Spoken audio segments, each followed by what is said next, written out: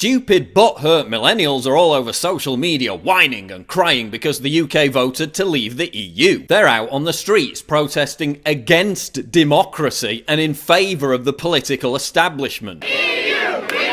We haven't witnessed this kind of outpouring of love for an undemocratic superstate since the Hitler Youth. I feel like we're watching the stirrings of fascism in Europe again, and I genuinely never thought it would be my country that did that.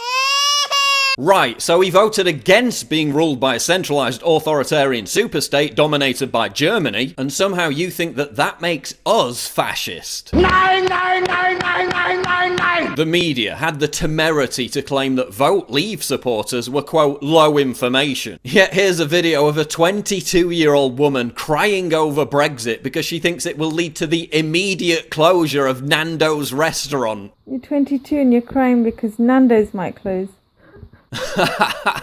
This is not a spoof. She actually thinks that the UK leaving the EU will force a South African originated food chain to close its doors. Why can I even move, Travis? Look at these utter morons. They don't know the names of any EU commissioners. They don't even know what the EU does. This idiot thinks that the best thing about the EU is the NHS. The British National Health Service. If you were to list your 3 favourite things about the EU, Holly, what would they be?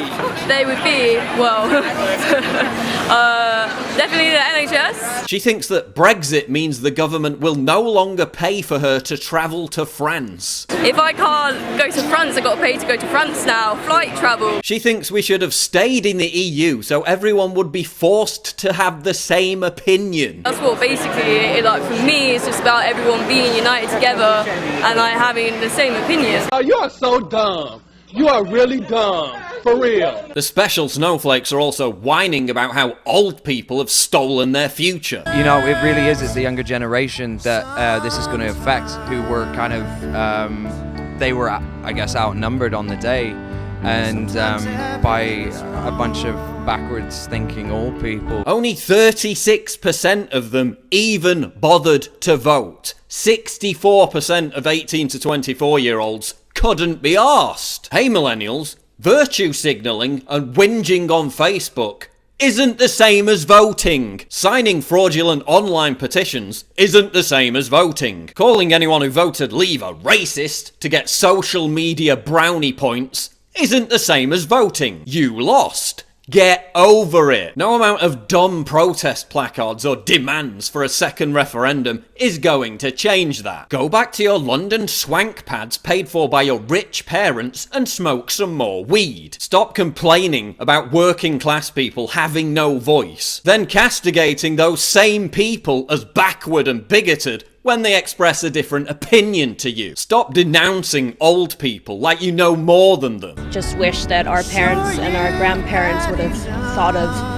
their children and our generation. This is the generation that fought and died for your freedom to vote in the first place. Imagine if you fought in World War II, saved this country from fascism, and then contributed to British society for the next 70 years, only to have some 18-year-old punk tell you that you shouldn't be allowed to vote. These people built our country, but they're robbing you of such a bright future by deciding to take Britain out of the EU, because those European Union unemployment figures are really impressive, right? 37% youth unemployment in Italy, 45% youth unemployment in Spain, 50% youth unemployment in Greece. Now you're wearing safety pins to prove you're not racist, while carrying signs that say white people need to die, because that's not racist at all. Oh, but it's all about love and free hugs, while you hurl death threats at pro-Brexit politicians and wish cancer upon Leave supporters. Listen, painting love on your face doesn't give you the moral high ground.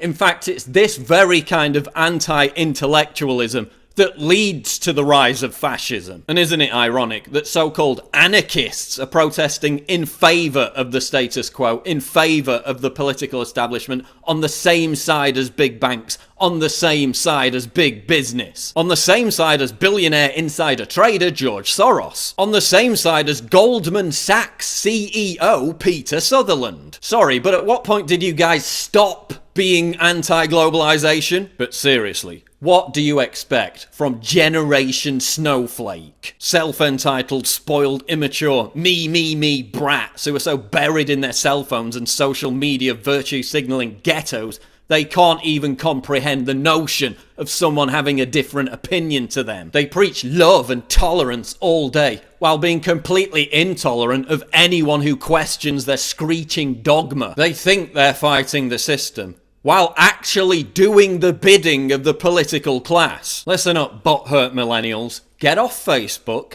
get off Twitter, go outside, have a breath of fresh air, and stop being used as pawns for the subversion of British democracy. And I actually immediately felt sick. Cheers, man. Cheers.